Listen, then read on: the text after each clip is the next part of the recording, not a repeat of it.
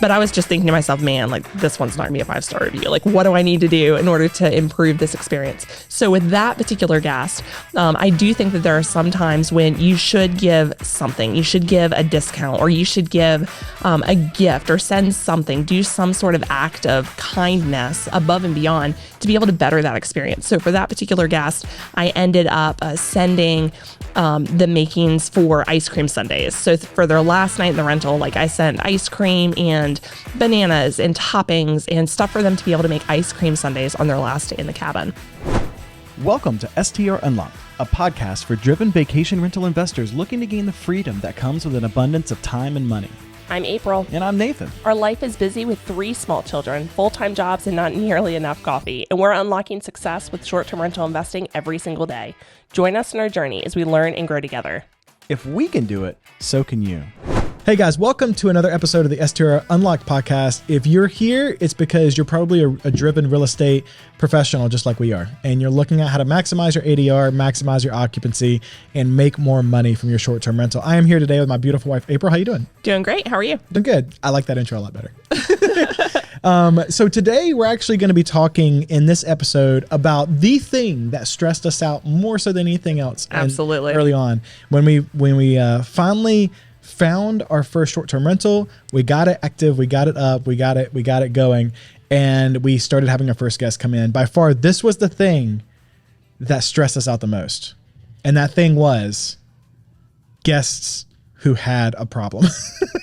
Yeah, it was always making sure that, we delivered a 5-star review. We heard this thing in the very beginning, right? That if we didn't have 5 stars, if we didn't have a really great high review, that we wouldn't succeed. Which is kind of true. I mean, that part's true. Yeah, absolutely. It's true. But, all of that kind of relies on, well, did your guests have a good experience or did they have a bad experience? Right. And you as a host, you are really the only person who can impact that, It right? really feels like you're walking on eggshells. Like with every problem that comes into your inbox, you feel like if I don't say the right thing, then the world's over. At least in the beginning, right? Yeah. Like now we've kind of gone through a few issues. I feel a lot better about talking back to guests and making sure that we've set those expectations with them. And so Yeah, and I totally sympathize too, because I understand. I mean, you've made a massive investment into this property, and you're like, if this doesn't go well, I don't know what I'm gonna do. So I understand. I get why people, stress a little bit over, guest complaints or guest issues or problems that come up or whatever. So we figured that it'd probably be a good idea to kind of have an episode to talk about some of our stories, but also to kind of talk about fundamentally why it's not a bad thing to have a guest complaint and how you can actually use it in a good way for your business. So to basically start out, give us just one story. Like, what's probably one of the biggest stories that sticks out in your mind of a time when it was like we were kind of stressing, like, how do we respond? How do we deal with this? What do we do? Yeah. So, I mean, let's start with our first couple of guests, right? So this was literally when we were brand new to everything. We had a brand new cabin, and we had guests that were staying around Christmas and New Year's. So very high bookings, Right. Very high expectations. We were incredibly nervous, right? So we have our very first guest. He and his family came in right after Christmas. And I remember that the air conditioner wasn't working. So it was a particularly warm day in Eastern Tennessee. And so the air conditioner needed to be turned on, but it wasn't working. So do you remember how we handled that? I actually don't remember how we handled that, but I remember freaking out a little bit about it because I remember setting up. We constantly said to each other, "It feels warm in here." Our cabin has really big windows, kind of in all the main spaces, and so when the sun's kind of beating down mid-afternoon, there's a lot of light coming in. How did you handle it? What did we do? Yeah, so we actually ended up. I reached out to the builder, and we had somebody come over and get it turned on, but it was really stressful because the guest, he was really nice about it. Do you remember Rick? Yeah. I remember Rick. He will go down. I will never forget Rick. He was incredibly nice, very understanding. Thank you. We love you, Rick. Yes, thank you, Rick, if you're listening right now. But yeah, we were able to call somebody to come out and get that fixed. But I remember when we were handling that, the first thing, if we hadn't have stayed and we hadn't have experienced the warmth, like the first thing that would have gone through my mind is, well, did you turn it on? Like the air conditioner, right? Like anytime that something goes wrong, kind of, automatically jump to the conclusion of, well, something wasn't done correctly. They just don't know how to work things. Or at least in my mind, that's kind of the first thought that I have. Which does happen. Like it does happen. Yep. Right. Yep. It does. But when you are in the hospitality business, you want to give the guests the benefit of the doubt. You at least want to give them the impression that you believe them, right? So we started with oh no, like, so sorry to hear that. Like, can't believe that it's not working. Have you tried X, Y, and Z? Have you tried, checking to make sure that it's set on cool? Is it kicking in? Like, have you tried all these different things? And so we always try to give two options. So if we know how to fix the problem, then we'll give them instructions on how to fix it. So for example, we've had issues in the past of the hot tub going into like eco mode or something. I think that's what it's called, where it doesn't heat up all the way. Right. And so there's a series of buttons that you have to press in order to bring it out of eco mode and actually have it heat up correctly. So I always send those instructions to the guests, like, oh no, like, it sounds like it might be on eco mode if it's not heating up all the way. Here's how we've fixed it in the past. Give them the instructions. Or if you're continuing to have problems, or if you'd prefer us to go ahead and send maintenance over, we're more than happy to do so. Just let us know. We'll do whatever you'd prefer. So try and give them some options of how to deal with it, because some guests would like to just deal with it themselves and they don't want anybody to disturb them. Other guests really just want to be hands off because they're on vacation. So we always try to give them both options. But I remember Rick was very, very sincere. He was, great with having somebody come in, right after Christmas while he was on vacation to address those air conditioner issues. And we were able to get that resolved. And at the end of the day, we were able to use that because of how we were responding to his issues, and because we were sincere, we were trying to keep him up to date and how responsive we were. We still got a 5-star review at the end of the day. 100%. Yeah, which I think is a big thing to know. Just because somebody doesn't have a great experience, or maybe even starts off with a bad experience, it doesn't mean that you can't end with a good experience, right? Like, for sure. It doesn't necessarily, just because they encounter a problem, doesn't necessarily mean that they're gonna to give you a 2-star or 3-star review or whatever. And the reviews are important. You always, like, as many 5 stars, that's what you need to shoot for. That's what you need to have in order to have like an uber successful short-term rental. But like I remember, because I think he was even kind enough to say something like, "We will take care of your beautiful home." Like, that was, and honestly, as like host, like, that was a great experience for us to have as our first guest. Yeah, for sure. I can't remember. Did we tell him that he was like one of our first guests? We did. I think, okay, we did. That's cool. Yeah. So him and his family. Rick, you're welcome to come back anytime, buddy. I love you so much. Thank you. So yeah, and I think that's just really important to know. You should always look at a problem that a guest is having. You should always look at a complaint, even to some extent, as an opportunity to make your business better. Because again, that's what we all are. We are short term, or rather we're small business. We're hospitality small businesses, right? And to be able to take that as constructive feedback, don't take it personally, right? Because that's the biggest thing. Nobody knows who we are. They're not trying to attack us. Like, they don't really care about us, really. I mean, I don't mean that in a mean way, but they just want to have a great vacation and a great experience for their family. And that's what we're supposed to be providing. And that's what we're supposed to be providing, right? And so, like, they're not trying to attack us. If there's an issue, if there's a problem, they're letting us know in hopes, and I would say 9 times out of 10, that we can solve that problem for them, that we can help them through that. And just like you said, like, providing some feedback to share with them that this is not something that we expected. This is a little out of the ordinary for us. And then to give them a few things that they could do right away to solve that problem immediately if they want to. Or this is something that, again, I do think it's a big deal, though, to also say we're willing to bring somebody out to take care of this if you would like us to. I think that's huge because, I'll be honest with you, like, I don't go to vacation to then have to work to figure something out, right? Like, I want to go to vacation to be able to kick back and relax and not have to worry about an air conditioner, right? And so to be able to, this is a part of our philosophy on hospitality. We feel very strongly that we're there to make the experience as close to perfect for them as we can. And if we fall short in any shape or fashion, then we're going to do our best to do everything we can to assist them without really them having to lift a finger.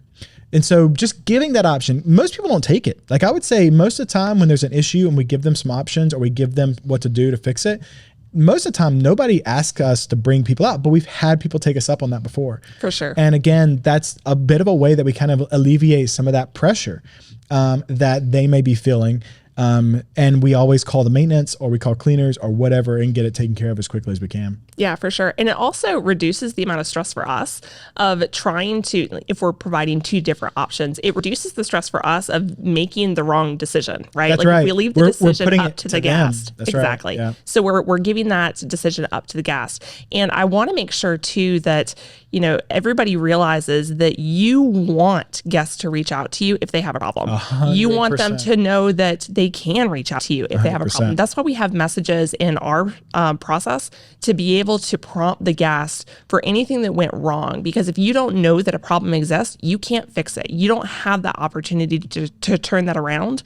And they might just go directly to Vrbo or Airbnb. And I've heard this happen in the past with other hosts where a guest had a problem. They didn't say anything about it. They reached out to Airbnb. Airbnb, for whatever reason, didn't contact the host. And then they just reimburse the guest, right? And so that's a problem because you don't have any say, you don't have any control in that situation. So you always want them to reach out to you first so that you can resolve that problem, hopefully be able to resolve that problem yourself, and then turn that experience around for the guest. Yeah, and this goes back. This is really, and this is something that as we've been building other businesses in addition to the short-term rental business, like that's something that we think about a lot, which is how can we shift our mindset to, oh my goodness, like this is a problem and this is about to like end our world, which is kind of how we felt about it in the beginning. Or something else that I think a lot of people feel is like, I don't want to deal with this right now. Like, this isn't my problem. This is your problem. This is my, like, so how do we shift our mindset from that to, hey, this is an opportunity. Like, this could become a big problem for me, right? This could become a big issue for me. This is actually an opportunity for me to be able to address it before it becomes an issue, or address it before it becomes a problem. And it, honestly, at the end of the day, even though it might be a little more stressful than typical or normal, it actually is a lot less stress than actually the problem could turn out to be. Yeah, for sure. Yeah. So I think it really does come down to having a bit of a mindset shift when it comes to, you know, when you get not an inquiry, but when you get a message from a guest, like, it's okay. Like, take a deep breath, 3 deep breaths, right? And then read it and respond calmly and understand, like, again, I'm just going to say it again, like they're not trying to attack you personally, right? It's not personal at all. Yeah. And I'll say, you know, we've had a lot of guests now. I want to say that we've had at least 50 guests in the past year, and every single guest that has ever reached out to us with a problem, and I actually went back and I looked at this earlier today, every single guest that reached out to us with a problem, every single one of those left us 5 stars.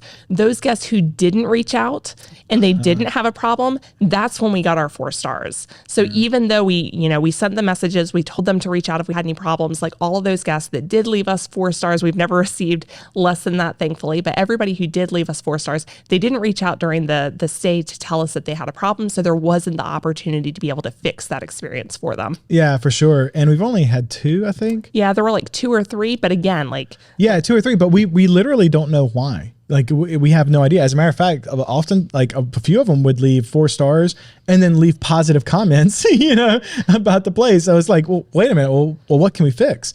And a few of them, and this is just kind of a tip, follow up with them. Like, reach out to them and just say, don't accuse them. Don't try to force them to change their rating, but just reach out and say, hey, so like getting 5 stars is a big deal for our small business. That's how we continue to grow and thrive and be able to provide a better experience for other people. Can you share with us what about your experience was a 4-star experience?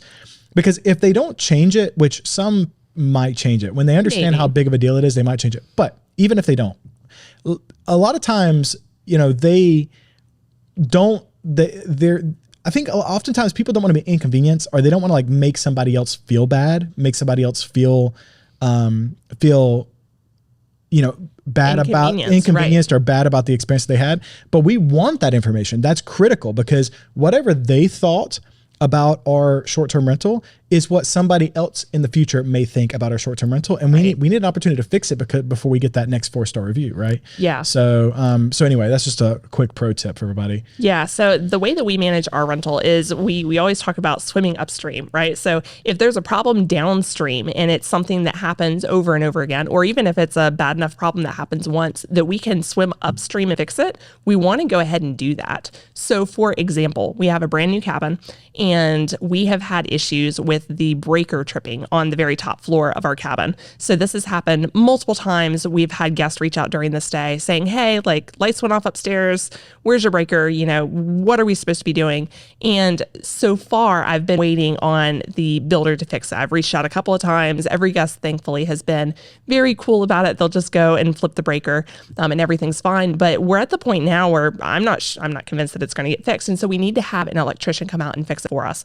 Again, we haven't had any issues with, you know, less than 5 stars because of this. Maybe those 4-star reviews were because of that. I don't know. We didn't get that feedback, but being able to fix those problems now upstream so that going forward, it's bettering that experience and reducing those specific issues going forward. Honestly, and just I'm tired of hearing about it. For sure. If it's an issue you can solve from happening again in the future, we've got too much going on to like have to message a guest back and communicate with them about it and all that kind of stuff. So like in multiple ways, it's a really good idea to try to swim upstream and get ahead of those problems. So what's maybe one more example of how we've taken a guest issue and turned it into a positive? Yeah, so we had another family that checked in. This was probably over the summer during our busy part of the season. And they, you know, messaged us and they were like, hey, you know, do you guys have a hammer? My wife stepped on a nail. And so, oh yeah, this one. Do you remember that one? Like my heart we were actually both quite scared. We were very worried about that because, I mean, you hear about lawsuits all the time, for right? Sure, like, and that's the worst thing that could possibly happen is that, you know, somebody files a lawsuit and you could potentially lose, you know, your property. And so if you're not properly protected, if you're not properly protected, for sure. But kind of stuff, I mean, whether you are or not, like your heart just drops. You do, because it's not, regardless of how well you're protected or not protected, it's just not an issue you want to deal with, right? Yeah, and the idea that somebody gets hurt at your property, that's probably one of my biggest fears for sure. Mostly, it's not even about just asset protection. It's mostly just I don't want anybody to get hurt. Like, right. That's not a, you know, that's not an experience. That's not an experience we want, because we wouldn't want that to happen to us, you know, or our children. Like we would hate for that to happen to them. So anyway. Yeah, so for sure. So yeah, they sent us a message about, you know, hey, do you have a hammer? And so I was able to respond back. I gave them the code to the owner's closet so they were able to look for one. There wasn't one. So I was able to send maintenance over very quickly. So I had, you know, I was talking back and forth with him.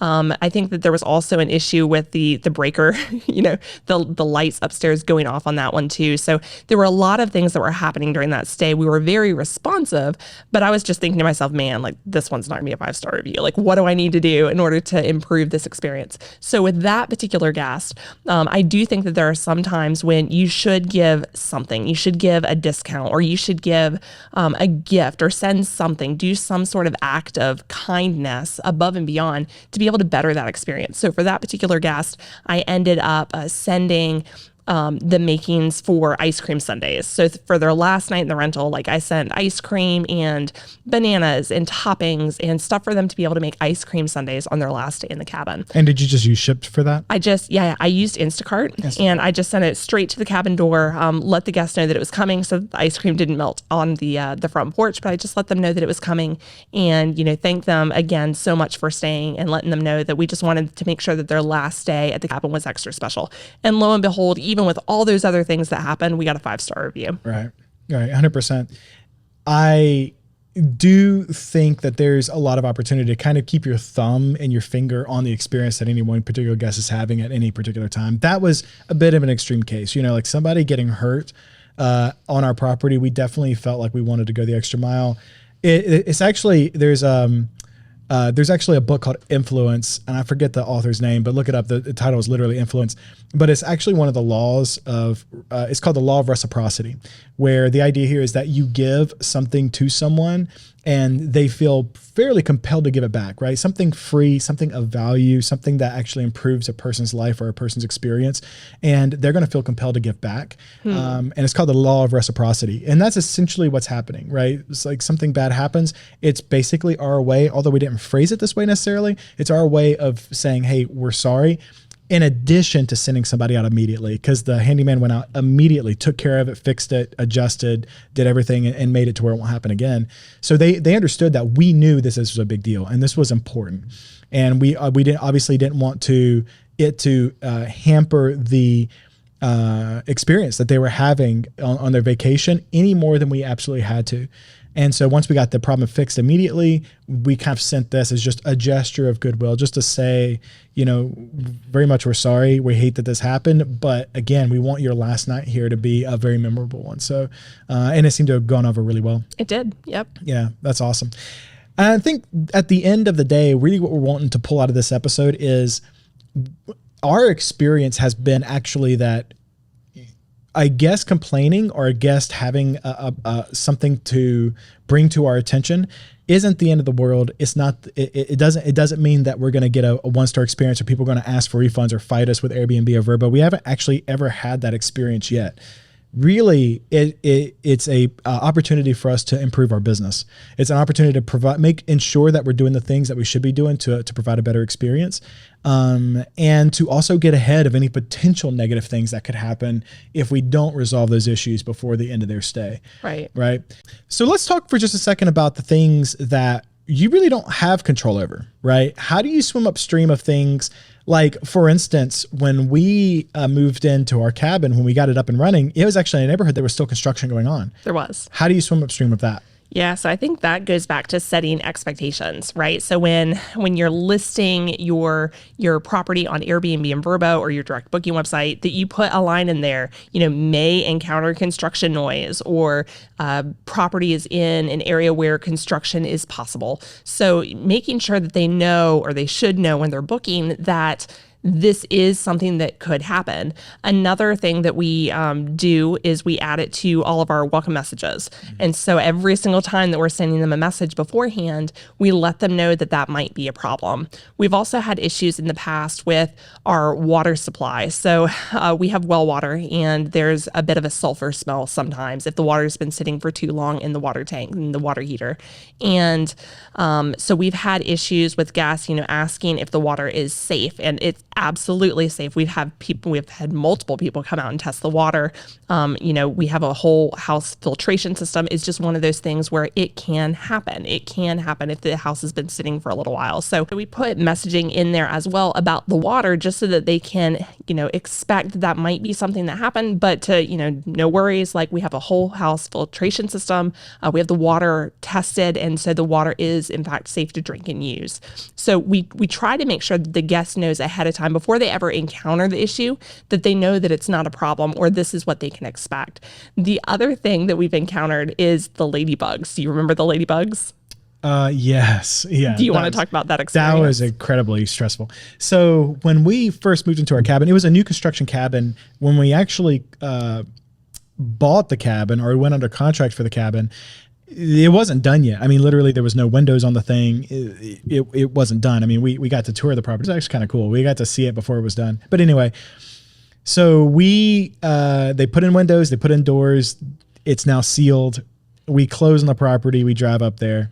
We get in there and we realize there are ladybugs everywhere. Now, in Eastern Tennessee, in Gatlinburg, this is a thing. There's actually a ladybug season. This is a problem, kind of.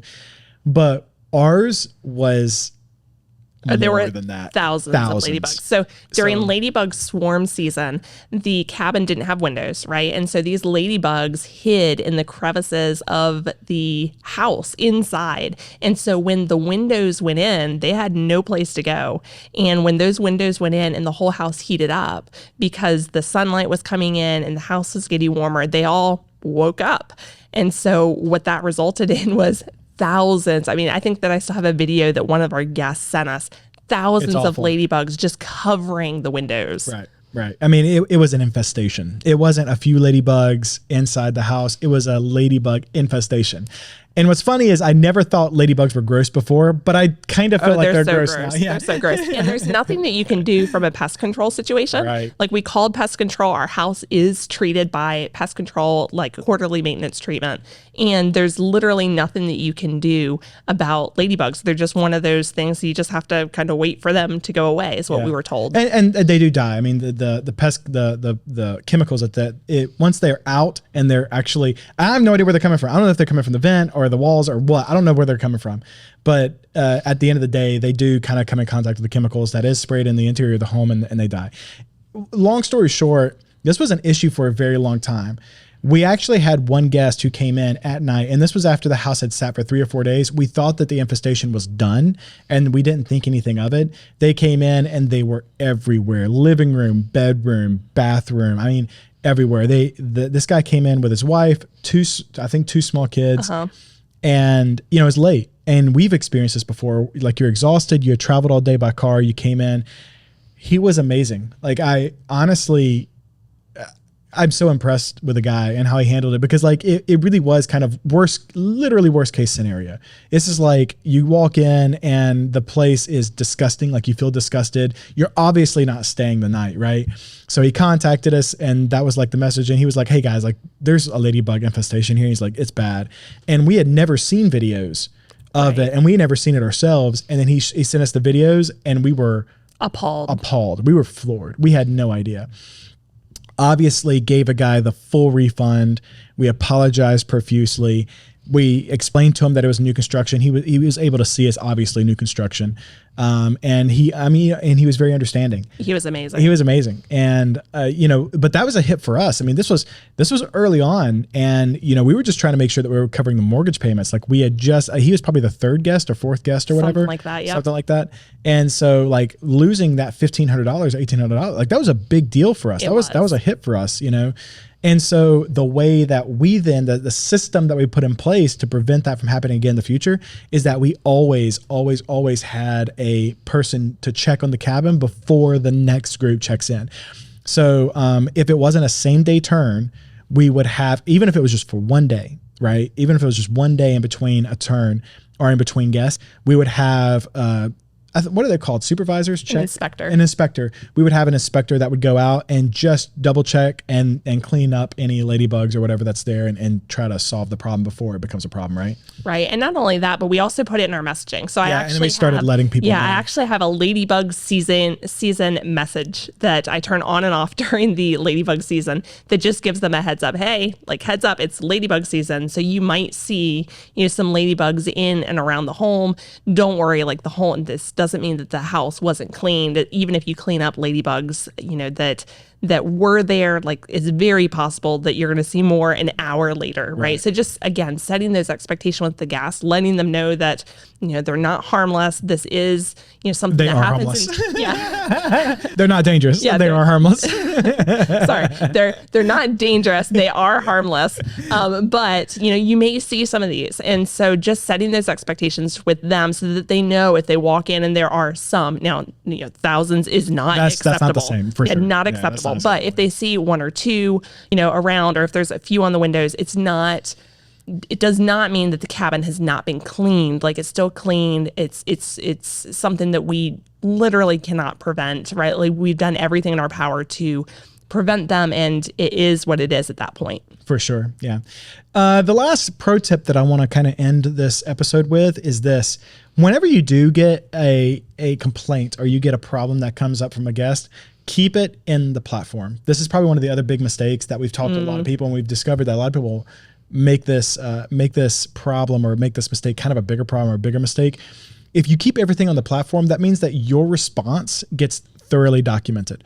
And so if somebody reaches out and you get back to them within an hour, you've got a solution, you're working on at that point, if they do call Airbnb or they do call Vrbo and they are trying to get a refund, if you handled it well, and everything is really documented inside the platform in that message box, then Airbnb and Vrbo is more likely to side with you in an issue as long as you were a hospitable host and you did what you could to kind of resolve the problem and take care of the problem for sure. All right, so let's talk about what if nothing can be done. And we actually haven't had this yet. We haven't. But we've got a system in place that we know how we're going to handle it. We do. In case it happens.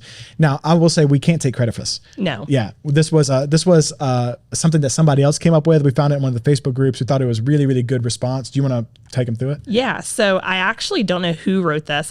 It's dubbed the "Home is where the heart is" post. And I've seen multiple people across multiple Facebook groups refer to this. So unfortunately, I don't know who the original author was, but I do think that whoever wrote it really hit the nail on the head. So if you had a guest that just was complaining about everything, expectations, were shattered because the property doesn't meet what they were expecting, and they're just having a terrible time.